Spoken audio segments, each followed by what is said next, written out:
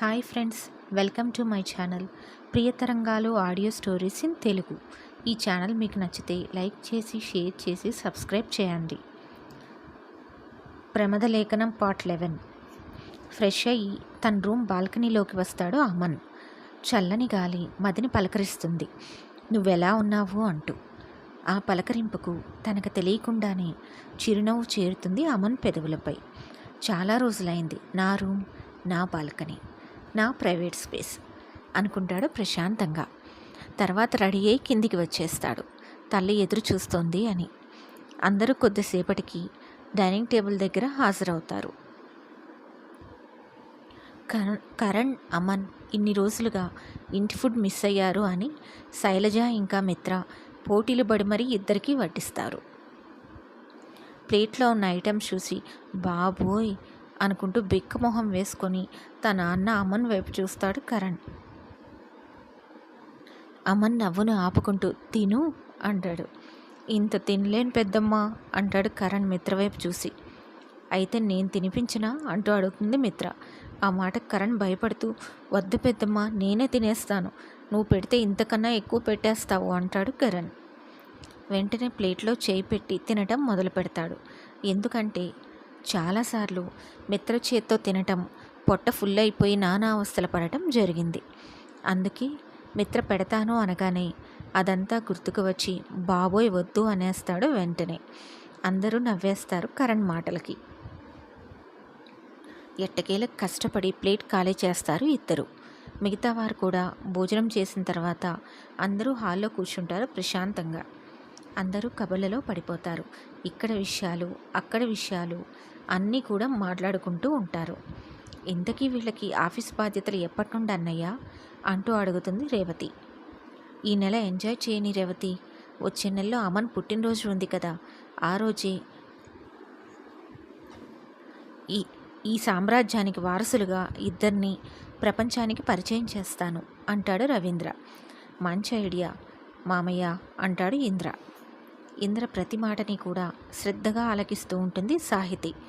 ఎవరూ గమనించకుండా ఇంద్రని చూస్తూ ఉంటుంది. తన ప్రేమ ఇంద్రకి తెలియదు కనుక ఆమె చూపులు అతనికి తగలవు. పిల్లలు ఇంకా చిన్నవాళ్ళు, అప్పుడే వాళ్ళకి బాధ్యతలు ఎందుకండి అంటుంది మిత్ర. రవీంద్ర, హేమంత్ ఒకరి మొహం ఒకరు చూసుకుంటారు. అంటూ ఒక నెట్టేపు విడుస్తాడు రవీంద్ర. నీ పిల్లలు రేపు పెళ్లి చేసుకున్న పిల్లల్ని కన్నా కూడా వీళ్ళు నీకు చిన్న పిల్లల్లానే కనిపిస్తారు. వాళ్ళకి పెళ్లి వయసు ఆల్రెడీ వచ్చేసింది మేడం అంటాడు రవీంద్ర. మిత్ర అప్పుడు వాళ్ళ వైపు చూసి నిజమే అనుకుంటుంది మనసులో. పైకి అంటే దిష్టి తగులుతుంది ఏమో అని, ఏమీ కాదు, నా పిల్లలు చిన్నపిల్లలే అంటుంది మిత్ర. తన మాటలకి అందరి వదనాల్లో నవ్వు విరబూస్తుంది. మీ అమ్మ మాటలకేమి కానీ మీ ఇద్దరూ చెప్పండిరా, మీకు బిజినెస్ బాధ్యతలు తీసుకోవడం ఇప్పుడు ఓకేనా, టైం తీసుకుంటారా అంటూ అడుగుతాడు రవీంద్ర. మేము రెడీ డాడ్ అంటాడు అమన్ స్థిరంగా. అవును పెదనాన్న అంటూ కరణ్ కూడా చెప్పడంతో ఓకే గుడ్, మే 20వ తారీఖు అమన్ పుట్టినరోజున మీకు అధికారికంగా బాధ్యతలు అప్పచెప్తాము అంటూ రవీంద్ర చెప్తాడు. అందరూ దానికి హ్యాపీగా ఫీల్ అవుతారు. అన్నయ్య మరి నాకేమీ తేలేదా అంటూ డల్గా అడుగుతుంది దివిజ. సారీరా, అస్సలు టైం కుదరలేదు అంటాడు అమన్. అన్నయ్య అంటారు దివిజ, సాహితీ ఉక్రోషంగా. తమకేమీ తేలేదు అని చెప్పి. ఇంద్ర గట్టిగా నవ్వేస్తాడు వాళ్ళ ఉక్రోషం చూసి. చిరుకోపంగా ఇంద్ర వైపు చూసి ఉడుక్కుంటుంది సాహితీ.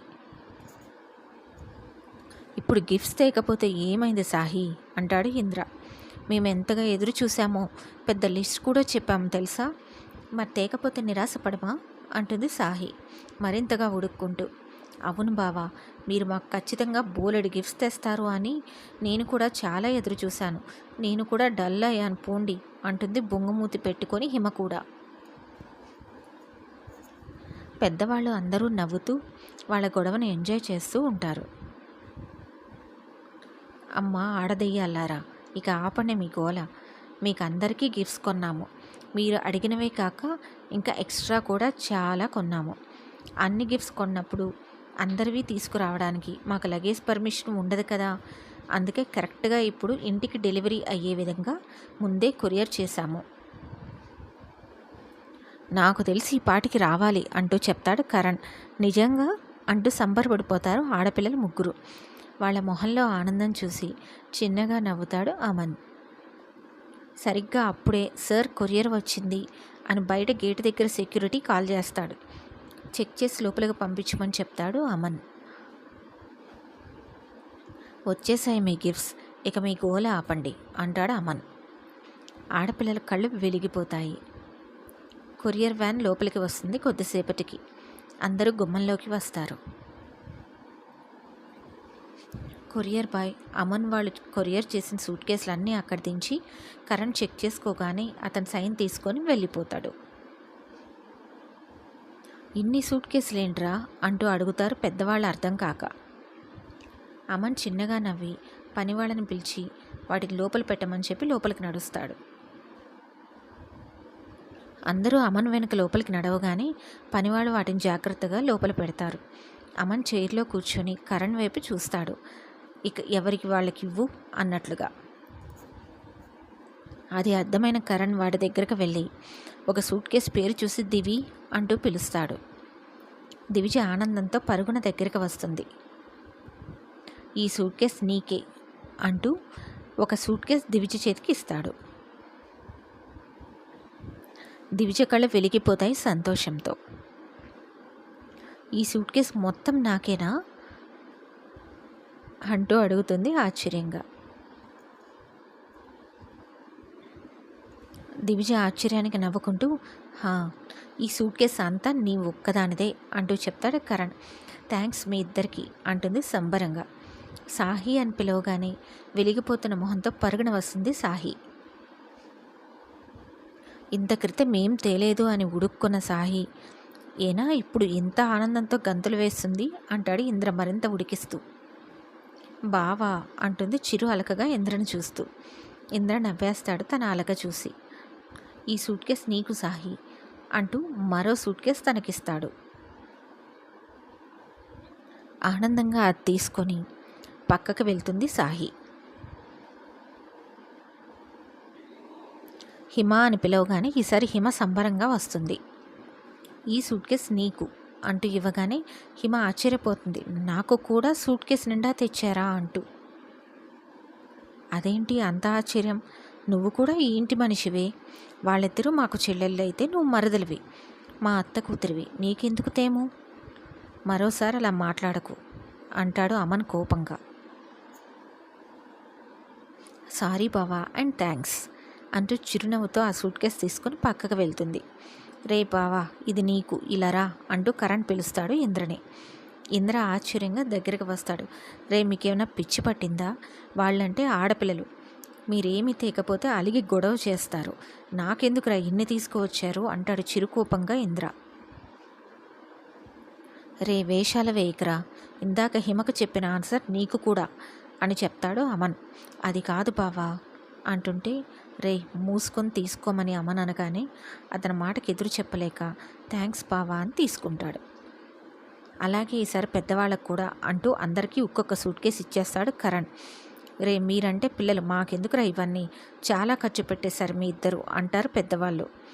ఎందుకు ఈసారి ప్రతి ఒక్కరికి ఒక ఫుల్ సూట్ కేసు గిఫ్ట్స్ తీసుకురావాలని అనిపించింది, అది కూడా వాళ్ళకి నచ్చినవి. మా చదువు ఎలాగో ఇక్కడ అయిపోయింది కదా, అక్కడ అయిపోయింది కదా అందుకే అంటూ చెప్తాడు అమన్. అందరూ పిల్లల ఆనందాన్ని చూస్తూ ఉండిపోతారు. థ్యాంక్స్ అన్నయ్యలు, మేము మా గిఫ్ట్స్ చూసుకోవాలి అంటూ ఆడపిల్లలు వాళ్ళ రూమ్స్కి వెళ్ళిపోయారు. మీరు కూడా వెళ్ళి రిలాక్స్ అవ్వండి నాన్న అంటాడు హేమంత్.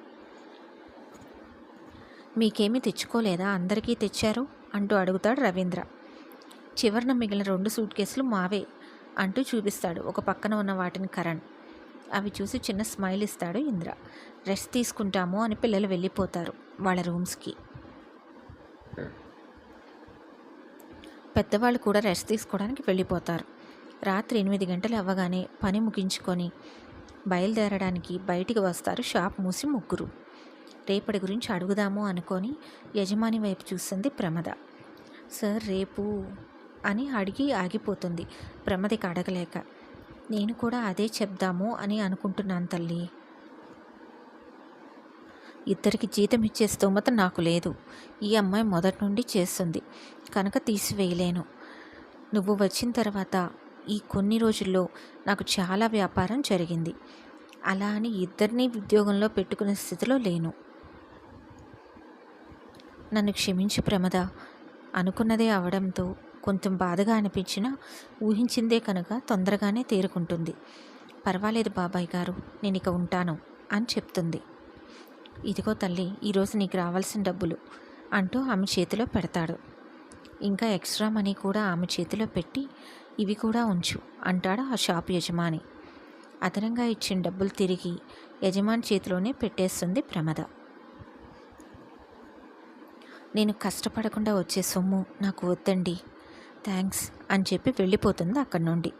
ఆ అమ్మాయి ఆత్మాభిమానానికి ఆశ్చర్యపోతారు ఇద్దరు.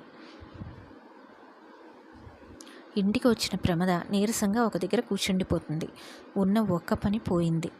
రేపటి నుండి పరిస్థితి ఏమిటో అనుకుంటుంది. తప్పక వెళ్ళి ఫ్రెష్ అయి వస్తుంది. ముందుగా కొద్దిగా ఉదయం అన్నం ఉంటే దానిలో మార్నింగ్ వండిన పప్పు ఉంటే వేసుకొని ఈ పూటకి ఏదో తిన్నాను అనిపిస్తుంది ప్రమద. ఏమి జరిగినా జీవన గమనంలో ముందుకు నడవక తప్పదు అని తనకు తెలుసు కనుక బాధని ప్రక్కన పెడుతుంది. బాధ మరువగానే తన ముందున్న కర్తవ్యం గుర్తుకు వస్తుంది ఆమెకి. వెళ్ళి ఇప్పటిదాకా దాచిన డబ్బులు మొత్తం తీసుకుని వచ్చి చాప మీద కూర్చుంటుంది. ముందుగా అమన్ కోసం ఊరికి వెళ్ళడానికి టికెట్ డబ్బులు చూస్తుంది. 600 పోగవుతాయి. మరొక 100 రూపాయలైతే బెంగళూరు వెళ్ళిపోవచ్చు అనుకుంటుంది. ఇంటి రెంట్ కోసం చూస్తుంది. అవి కూడా 600 పోగవుతాయి. ఇంకా 400 కావాలి అనుకుంటుంది. తన ఇల్లు గడవడం కోసం 300 ఉన్నాయి. ప్రస్తుతానికి ఇవే ఉన్నాయి. కానీ ఇంకా నేను అక్కడికి వెళ్తే, అతను ఎక్కడికి వెళ్తే అక్కడికి వెళ్ళడానికి ఆటోలో తిరగాలి అంటే దానికి డబ్బులు కావాలి. మే 20న అమన్ గారు ఎటు వెళ్తే అటు నీడలా వెళ్ళాలి అనుకుంటుంది. ఆటోలో తిరగాలి అంటే మామూలు విషయం కాదు. దానికోసం డబ్బులు దాచాలి. ఇంకా నేను కనీసం 2 జతల బట్టలైనా కొనుక్కోవాలి అనుకుంటుంది. కేవలం మే 20కి నెల రోజులు మాత్రమే ఉంది. ఈ లోపల నేను మిగతా డబ్బులు ఎలా అయినా దాచాలి అని గట్టిగా డిసైడ్ చేసుకుంటుంది.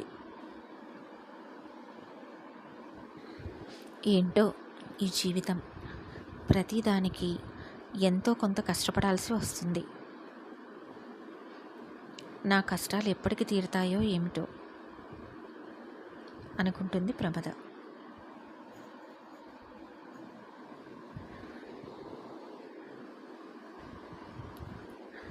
హాయ్ ఫ్రెండ్స్, ఈ స్టోరీ మీకు నచ్చితే సబ్స్క్రైబ్ చేయడం, లైక్ కొట్టడం మర్చిపోకండి. అండ్ ఇంకా ప్లేలిస్ట్లో ఈ స్టోరీస్ వరుసగా పెట్టాను. మీకు ఏ స్టోరీ కావాలో ప్లేలిస్ట్లోకి వెళ్ళి ఆ స్టోరీ మీద క్లిక్ చేస్తే ఆ స్టోరీలో ఉన్న భాగాలన్నీ వరుసగా ప్లే అవుతాయి. మర్చిపోకండి, ప్లేలిస్ట్ కూడా చూడండి.